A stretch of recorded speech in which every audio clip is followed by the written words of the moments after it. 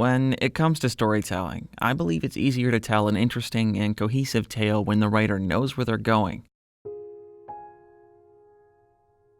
They have a destination in mind, know what's going to happen before they get there, and when they finally do, they don't linger longer than they need to.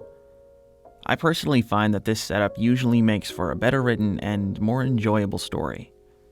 An excellent example of this is the television series A Series of Unfortunate Events, and not just because they had their outline laid out for them in the form of the previously written books.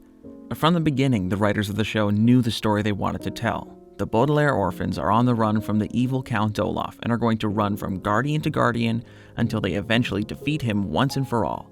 It's simple and it's entertaining. It also didn't hurt them that the show's primary writer was a man named Daniel Handler, better known by his pen name, Lemony Snicket. But you watch these three kids go through so much pain. You see them grow and adapt to their ever-changing world, and then what? It ends. One might argue it ends earlier than it should, as you don't know what happens to the Baudelaires after they leave the island. But I think that's part of what makes this ending so powerful, and what makes it linger in the back of your mind for some time after you watch it. I remember reading that scene as a kid, watching my three friends sail off into some future adventure, one that I couldn't take part in. It was a surreal feeling, and I remember genuinely missing those kids for some time after. One of the reasons I tend to lean towards stories and shows that are relatively shorter is because no matter how much I love a character, it seems it is always possible for one to overstay their welcome. Much like the feeling you get when you're visiting a relative or a friend whose company you enjoy, eventually you'll hit that wall that tells you, okay, it's time to go home now. If you've watched Supernatural, you might know what I'm talking about. These characters you couldn't help but enjoy, even if the horror aesthetic wasn't really your thing, because at the end of the day, it was a story about brothers looking out for each other, and that's where the appeal was for me. The quick-tempered, cynical attitude of Dean Winchester paired so well with that of Sam, who was always eager to believe in the people around them. But as the show progressed, you slowly see their story shift. Here was a show that was supposed to run for 5 seasons.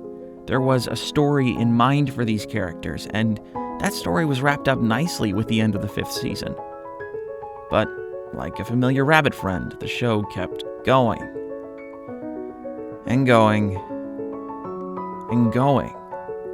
Believe it or not, it is finishing its 15th and final season later this year in May 2020.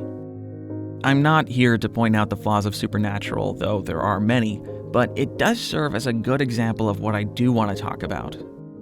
The long-running TV show, or rather, what draws us to keep watching them. What is it that pulls us back to continue something like Supernatural, Grey's Anatomy, or even a long-running anime such as the Dragon Ball series, One Piece, Bleach, or Naruto?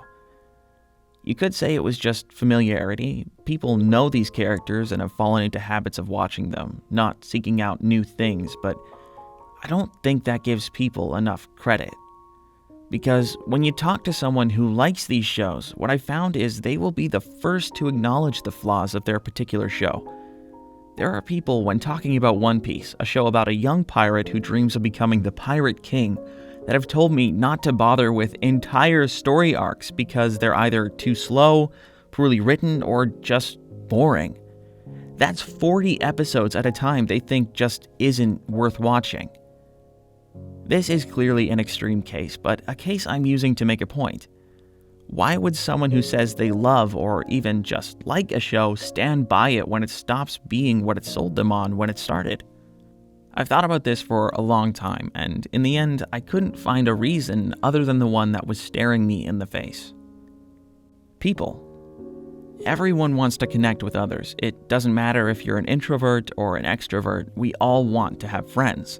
And at the end of a long day, what's better than being able to tune into these people you've been getting to know over the past 5, 10, or 15 years and see what they're up to? Are they finally happy? Did the writers give them a break this week, or are they still up against the wall trying to break free from their own struggles? Looking at it this way, I need to acknowledge that there is more to a story than what it has to say.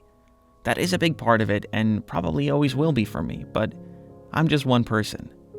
There are so many people out there that aren't looking for that. All they want are their people. And that's okay too.